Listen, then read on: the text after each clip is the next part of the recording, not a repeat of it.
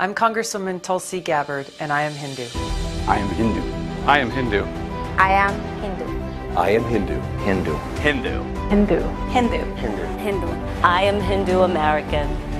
दोस्तों, क्या आपको 5 ऐसे फेमस साइंटिस्ट के बारे में पता है जो हिंदू धर्म को फॉलो करते थे? दोस्तों, वैसे तो हमारी दुनिया बहुत सारे धर्मों से भरी पड़ी है और इन धर्मों में बहुत सारी अच्छी अच्छी बातें भी लिखी हुई हैं, जिनको समझकर इंसान अपने जीवन को सफल बना सकता है। पर दोस्तों, आज की इस वीडियो में हम बात करने वाले हैं दुनिया के 5 ऐसे प्रसिद्ध वैज्ञानिकों के बारे में जो हिंदू धर्म पर विश्वास और इसको फॉलो करते थे। तो चलिए देखते हैं। Number 5, Werner Heisenberg. दोस्तों, वर्नर हाइजेनबर्ग एक जर्मन थ्योरेटिकल फिजिस्ट थे जिसने क्वांटम मैकेनिक्स में अपना महत्वपूर्ण योगदान दिया था। ये सबसे ज्यादा फेमस तब हुए जब इन्होंने 1927 में अनसर्टेनिटी प्रिंसिपल को पब्लिश किया था और बाद में इसके इस प्रिंसिपल के लिए इनको साल 1932 में नोबेल प्राइज से सम्मानित किया गया। दोस्तों, वर्नर हाइजेनबर्ग साल 1929 में भारत आए थे और इस दौरान इन्होंने रविंद्रनाथ टैगोर से मीटिंग की थी और इस मीटिंग में हाइजेनबर्ग ने हिंदू धर्म में मौजूद वैदिक फिलोसफी और उपनिषद फिलोसफी पर बात की थी, जिससे ये काफी ज्यादा प्रभावित हुए थे क्योंकि ये हिंदू धर्म में मौजूद वैदिक और उपनिषद नॉलेज को क्वांटम मैकेनिक्स से काफी हद तक रिलेट कर पा रहे थे। इसके बाद इन्होंने अपने विचार लोगों के सामने जाहिर किए, जिसमें इन्होंने कहा कि क्वांटम थ्योरी उन लोगों को बिल्कुल भी मजाक नहीं लगेगी जिन्होंने वेदों को पढ़ा हुआ है, और कहा कि रविंद्रनाथ टैगोर के साथ बातचीत के बाद कुछ विचार जो मुझे पागल लग रहे थे, वे विचार अचानक से मुझे अधिक समझ में आने लगे और यह मेरे लिए बहुत बड़ी मदद थी, जिससे मैं हिंदू धर्म में मौजूद वैदिक नॉलेज की कोर को अधिक समझ पाया और अब मैं फिजिक्स की उन गुत्थियों को भी सुलझा पाऊंगा जो पहले मुझे काफी ज्यादा उलझी हुई नजर आ रही थी। दोस्तों, आपकी नॉलेज के लिए मैं बता दूं कि वेदों और उपनिषदों का ज्ञान दुनिया में सबसे ज्यादा तब फैलने लगा, यानी तब पॉपुलर होने लगा जब 19th सेंचुरी में एक जर्मन फिलोसफर ने वैदिक नॉलेज से काफी ज्यादा प्रभावित हुए। तब वेदों और उपनिषदों को दूसरी भाषाओं में ट्रांसलेट किया जाने लगा। Number 4, Robert Oppenheimer.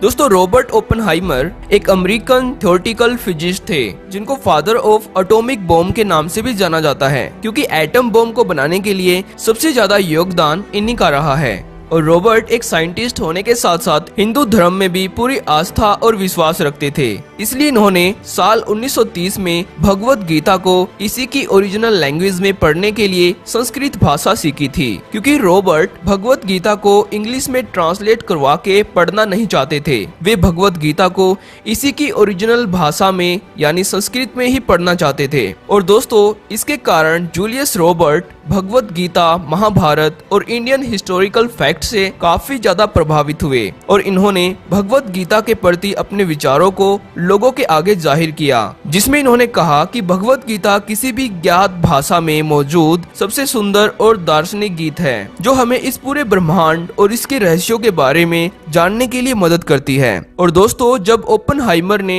16 जुलाई 1945 को मैक्सिको के डिजर्ट में अपने ही बनाए हुए एटम बॉम्ब का भयानक विस्फोट देखा, तो तब उन्होंने कहा, I remembered the line from the Hindu scripture, the Bhagavad Gita. Vishnu कि मुझे हिंदू शास्त्र भगवत गीता की वह पंक्ति याद आ रही है जब श्री कृष्ण अपना विराट स्वरूप दिखाते हुए अर्जुन को समझा रहे हैं कि मैं लोगों का नाश करने वाला महाकाल हूँ और मैं इस समय अधर्म का नाश करने के लिए परिवृत हुआ हूँ। Number 3, Carl Sagan. दोस्तों, कार्ल सैगन एक American astronomer, cosmologist, astrophysicist, astrologist and philosopher थे।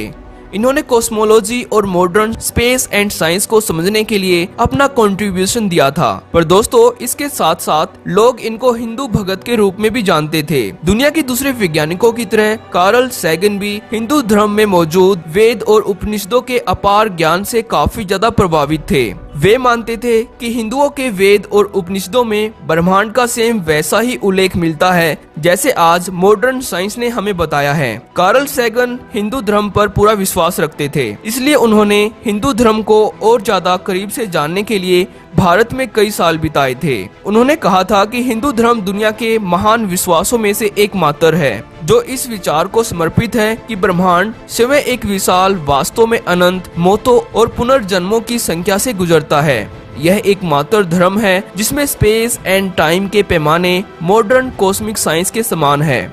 इसका चक्र हमारे साधारण दिन और रात से 8.64 बिलियन ईयर्स लंबे ब्रह्मा के दिन और रात तक चलता है, जो पृथ्वी या सूर्य की आयु से अधिक और बिग बैंग के बाद से लगभग आधा है। दोस्तों, ये विचार हिंदू धर्म को लेकर उनका काफी फेमस थॉट था, जिसको आप इंटरनेट पर इंग्लिश में भी पढ़ सकते हो। Number 2, Irwin Schrödinger. दोस्तों, इरविन स्क्रोडिंगर एक फेमस फिजिस्ट थे जिन्होंने क्वांटम फिजिक्स में अपना महत्वपूर्ण योगदान दिया था। इसलिए साल 1933 में इनकी वेव मैकेनिक्स इक्वेशन के लिए इनको नोबेल प्राइज से सम्मानित भी किया गया था और 1937 में इनको मैक्स प्लैंक मेडल से सम्मानित भी किया गया था। दोस्तों, इरविन को वेदांती हिंदू भी कहा जाता है क्योंकि ये वेदों और उपनिषदों से काफी ज्यादा प्रभावित थे। इनका एक प्रसिद्ध विचार है जिसमें इन्होंने कहा था कि मेरे क्वांटम मैकेनिक्स के ज्यादातर सिद्धांत वेदों से काफी ज्यादा प्रभावित है, क्योंकि इरविन ने वेद और उपनिषदों को गहराई से अध्ययन किया था और ये अपने साइंटिफिक थॉट्स को वेदों से कनेक्ट कर पाते थे। इनका मानना था कि जैसे क्वांटम मैकेनिक्स में एक पार्टिकल तभी एग्जिस्ट करता है जब उसको कोई देख रहा होता है, और जब पार्टिकल को ऑब्जर्व किया जाता है तब वह वेव की फॉर्म में होता है। इसी प्रकार वेदों में भी बताया गया है कि हमारी दृष्टि ही इस पूरी सृष्टि को बनाए हुए है। जब हम मर जाते हैं तो हमारे लिए ये पूरी सृष्टि भी मर जाती है। दोस्तों, इरविन के वेदों और उपनिषदों पर फेमस कोट्स को आप इंटरनेट पर भी सर्च करके पढ़ सकते हो। नंबर 1, हांस पीटर। दोस्तों, हांस पीटर एक वर्ल्ड फेमस जर्मन फिजिस्ट थे जिन्होंने न्यूक्लियर एंड क्वांटम फिजिक्स में अपना कंट्रीब्यूशन दिया था। दोस्तों, इन्होंने हिंदू धर्म के वेद और उपनिषदों पर 35 साल अध्ययन किया और इनका सबसे प्रसिद्ध विचार ये है कि ये कहते थे कि जब भी मैं क्वांटम फिजिक्स को पढ़ाता हूँ तब मुझे ऐसा लगता है कि जैसे मैं हिंदू धर्म में वेदांतों और उपनिषदों पर बात कर रहा हूँ, क्योंकि दोस्तों ये भी हिंदू धर्म के शास्त्रों के ज्ञान से काफी ज्यादा प्रभावित थे। इसलिए ये वेदों में मौजूद ब्रह्मांड के ज्ञान को क्वांटम मैकेनिक्स से रिलेट करते थे। और दोस्तों, ईसी जॉर्ज ने भी ईसाई धर्म को छोड़ हिंदू धर्म अपना लिया था। ईसी जॉर्ज एक इंडियन अमेरिकन थ्योरेटिकल फिजिस्ट थे जिन्होंने हिंदू धर्म अपनाने के बाद अपना नाम ईसी जॉर्ज सुदर्शन कर लिया था। ये यूनिवर्सिटीज ऑफ टेक्सास में एक प्रोफेसर भी थे। ये फिजिक्स में अपने महत्वपूर्ण योगदान के लिए जाने जाते हैं, जैसे क्वांटम जीनो इफेक्ट, ओपन क्वांटम सिस्टम और क्वांटम कंप्यूटेशन। इन्होंने अपना ज्यादातर टाइम हिंदू धर्म में मौजूद वेद, पुराण और उपनिषदों का अध्ययन करने में बिताया था। तो दोस्तों, आज की इस वीडियो में इतना ही। अगर आपको वीडियो अच्छी लगी तो वीडियो को लाइक जरूर करना। तो थैंक्स फॉर वॉचिंग।